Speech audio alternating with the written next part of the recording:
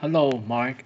My name is Frank, and my student number is S0341026. I'm a junior. Now I'm going to read a transcript of the speech. Christopher Bell, bring on the female superheroes. I spend most of my time thinking about little girls, which is kind of a weird thing for grown men in our society to say. But I do. I spend most of my time thinking about little girls, and I think it's primarily because I have one. This one's mine, and I think you would really like her. She is smart and funny and kind to people and a good friend. But when I talk about my daughter, the word I find myself saying most is athlete. My kid's athletic. She is strong and fast and has great balance and good body control. She is a three-time back-to-back state champion in Shaolin Kempo. At 9 years old, she is already halfway to a black belt. My daughter is athletic. Now, when a man who is 6 feet 2 and 265 pounds stands in front of you and says his daughter is athletic, you might think that's a reflection of him. It is not. Laughter. My wife in high school was a two-time All-State soccer player and a two-time All-State volleyball player, and I played Dungeons and Dragons. And that is why, although my daughter is an athlete, she's also a huge nerd, which I love. She walks around our house in a cloak of flames that she made herself. She sits on the Iron Throne. Laughter. Even though she has never seen Game of Thrones, primarily because we are not the worst parents who ever lived. But she knows there's someone called the Mother of Dragons, and she calls herself that, and she loves it. She's huge. She's a huge comic book fan. Right now, her favorite character is Groot. She loves Groot. She adores the Incredible Hulk. But my daughter, really at heart, her thing is Star Wars. My kid is a Jedi. Although someday she's also a Sith, which is a choice that I can respect. Laughter. But here's a question that I have to ask. Why is it that when my daughter dresses up, whether it's Groot or the Incredible Hulk, whether it's Obi-Wan Kenobi or Darth Maul, why is every character she dresses up as a boy? And where are all the female superheroes? And that is not actually a question, because there's plenty of female superheroes. My question really is, why is all the female superhero stuff? Why are the costumes? Where are the toys?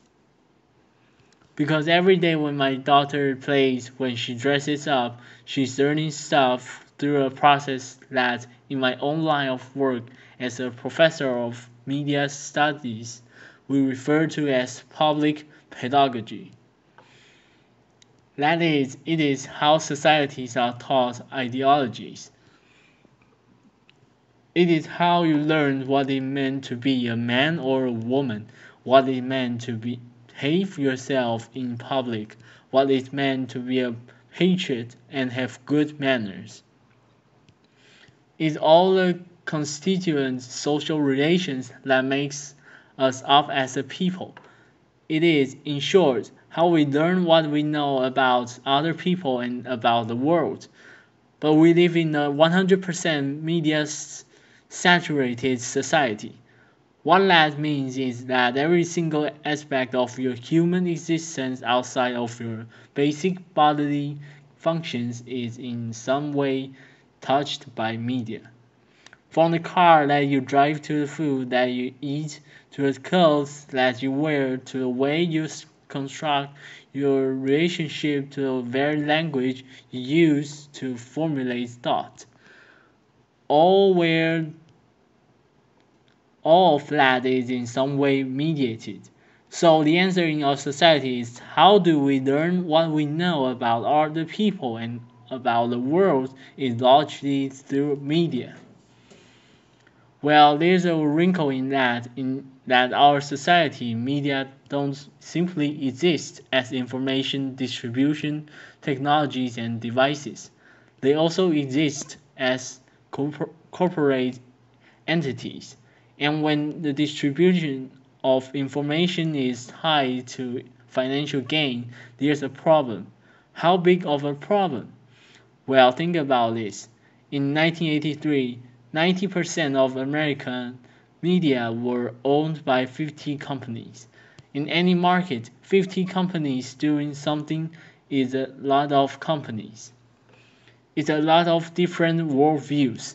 In 2015, that number has shrunk to six companies.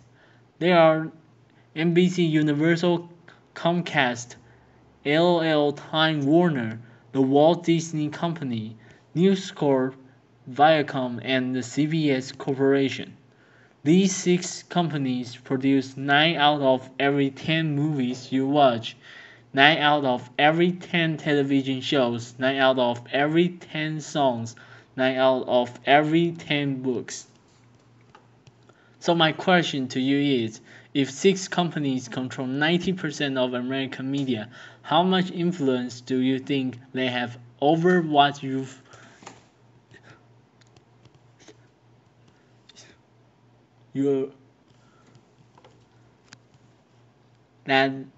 how much influence do you think they have over what you're allowed to see every day? Because in media studies, we spend a lot of time saying that media can't tell us what to think, and they can't. They're terrible at that. But that's not their job. Media don't tell us what to think. Media tell us what to think about. They control the conversation, and in controlling the conversation, they don't have to get you to think what they want you to think. They'll just get you thinking about the things they want you to think about, and more importantly, not thinking about the things they don't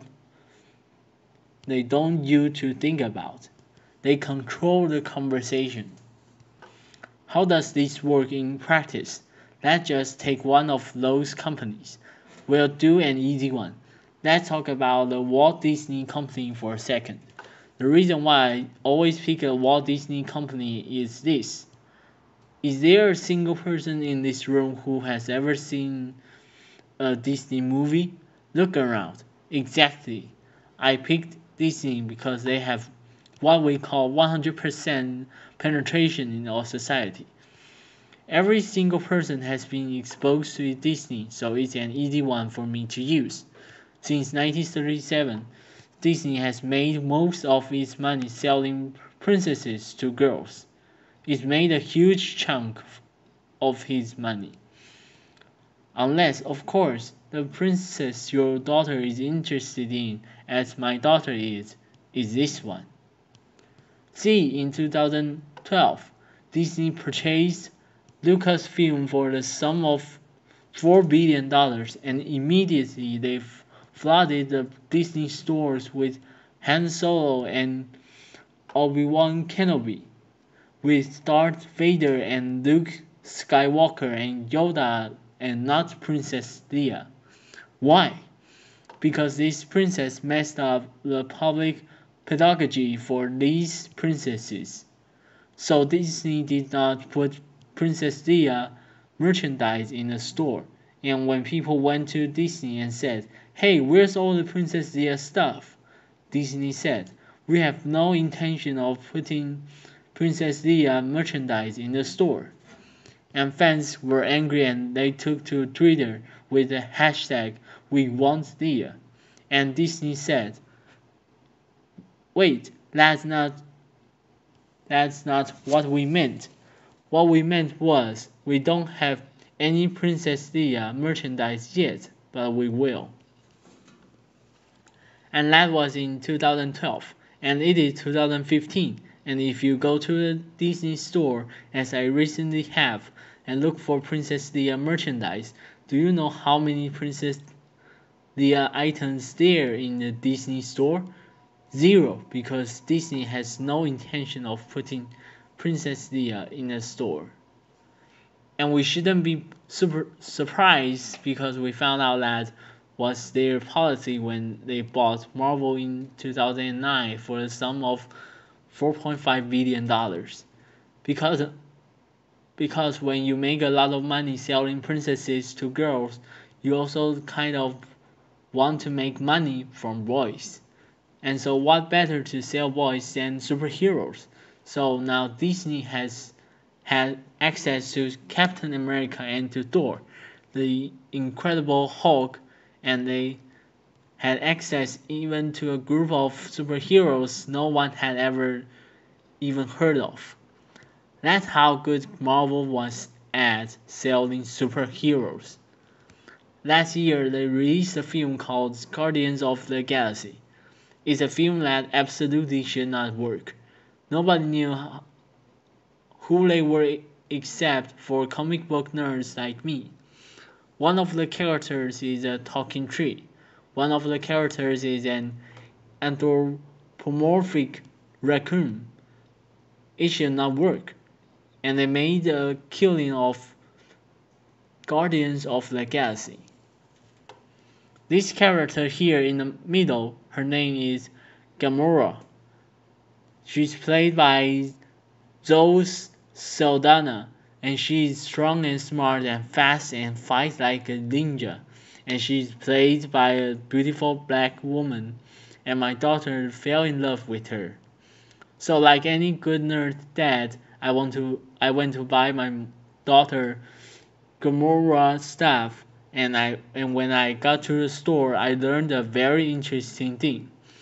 If I wanted to buy her a Gamora backpack, well, Gamora's not on it.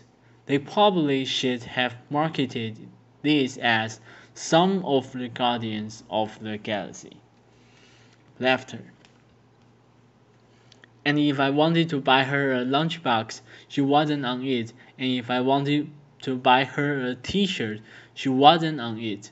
And as a matter of fact, if I went to a store as I did and looked at the display, you would find a small picture of Gamora right there, right here. But if you look at any of the actual merchandise on that stuff, Gamora is not on any of it. Now I could have taken to Twitter with the hashtag Where's Gamora, like millions of fans did across the world, but the truth was I wasn't even really that surprised because I was there when Disney had released the Avengers. And just this year, we got a new Avengers movie, The Age of Ultron, and we were very excited because there was not one but two female superheroes, Scarlet Witch and Black Widow. And we were very excited. But here's the real thing about this. Even though Scarlett Johansson, who is one of the most popular actresses in America, plays Black Widow, and Black Widow is the star of not one, not two, but five different Marvel movies, there is not a single piece of Black Widow merchandise available. Not one. And if you go to Disney store and look for a Black Widow costume, what will find is you will find Captain America and the Incredible Hulk. You will find Iron Man and Thor. You will even find War Machine, who isn't even really in the movie that long. Who you will not find is Black Widow. And I could have gone to Twitter with the hashtag as many people did, Where's Natasha? But I'm tired of doing that. I'm tired of having to do that. All over the country right now, there are kids playing with the Psycho Blast Quinjet's playset, where Captain America rides a motorcycle out of a moving jet, and it's really awesome. You know how awesome it is? So awesome that when it happened in the movie, it was Black Widow that did it. Not only has she been erased, but she has been replaced with a male figure. And so what it is teaching us? I mean, over the next 5 years, Disney and Warner Bros. And a bunch of movie studios are going to release over 30 feature-length films with comic book characters, and of those 30 feature-length films, exactly 2 of them will have female solo leads. 2. Now there will be females in the rest of these movies, but they will be sidekicks, they will be love interests, and they will be members of teams. They will not be the main character. And if what we know about other people and about the world we learn through media, then these companies are teaching my daughter that even if she is strong and smart and fast and fights like a ninja, all 4 of which are true of her, it doesn't matter. She will either be ignored like Gamora or erased and replaced with a boy like Black Widow. And it's not fair. It's not fair to her, and it's not fair to your sons and daughters either. But here's the thing. I'm raising a little girl, and she has a little tomboy in her, which by the way is a terrible thing to call a girl. What that basically is saying is, those traits that define you, they are not really yours, and they're just on loan to you for a little while from boys. But do you know how much grief she's going to take in her life for having a little tomboy in her? 0. None. People will think it's cute. They'll call her fissy because in our society, adding so-called male traits to girls is seen as an upgrade, seen as a bonus. I'm not raising a little boy like Mike. Mike, a little boy in Florida. He's 11 years old, and the thing that he loves most in the world is a show called My Little Pony: Friendship is Magic, like millions of other children across America. Now the show is marketed to girls ages 5 to 9, but there are millions of boys and grown men who enjoy My Little Pony: Friendship is Magic. They have a club. They call themselves Bronies, Pony Bros, guys who like ponies. I happen to be one of them. And what are Mike and myself and millions of other boys and men learning in this feminine, sissified world of My Little Pony? Well, they are learning to study hard and to work hard and to party hard and to look good and to feel good and to do good. And heaven preserve us from teaching these wussified concepts to boys. So the other kids in his neighborhood pick on Mike and they beat him up and they make fun of him. And at 11 years old, Mike goes home, finds a belt, wraps it around his neck, and hangs himself from the top bunk of his bed. Because we have developed a society in which you would rather be dead as a boy than thought of as liking stuff for girls. And that is not Mike's fault. That is our fault. We have failed him. We have failed our children. And we have to do better for them. We have to stop making it so that the only female superheroes appear on shirts that are pink and cut for girls. We have to stop. And when I was putting this together, people said to me, well, that's never going to happen. And I said, oh really? Because just this year, Target announced that they were going to stop gendering their toy aisles. They were going to mix it up. Now before we break our shoulders patting Target on the back, just this week they released a shirt in which one of the most iconic scenes in Star Wars: A New Hope, where Princess Leia stands up to the Dark Lord of the Sith, was released on a t-shirt, in which she's mysteriously replaced by Luke. So let's don't pat ourselves on the back too much. Just this week also, Disney announced it was no longer going to gender its Halloween costumes, which I say, thank you Disney, except the only costumes you make are of male superheroes. So does it matter who you have wearing them? Just this week, Mattel, who makes Barbie, announced they are going to release a line of DC superhero girls. And the funny thing is, they met with girls and asked them what they wanted to see in dolls, and you can see they have calves and elbows that bend so they can do superhero stuff. And please buy them. And don't just buy them for your daughters, but buy them for your sons. Because it's important that boys play with and as female superheroes just as my daughter plays with and as male superheroes. As a matter of fact, what I would love is a world in which every person who goes to a store goes with a little flowchart in their head of whether or not they should buy this toy for a boy or a girl, and it's a real simple flowchart because it only has one question on it. It says, is this toy operated with your genitals? Laughter. If the answer is yes, then that is not a toy for children. Laughter. And if the answer is no, then it's for boys and girls. It's really simple. Because today is about the future of the future, and in my future, boys and girls are equally respected, equally valued, and most importantly, equally represented. Thank you. Applause.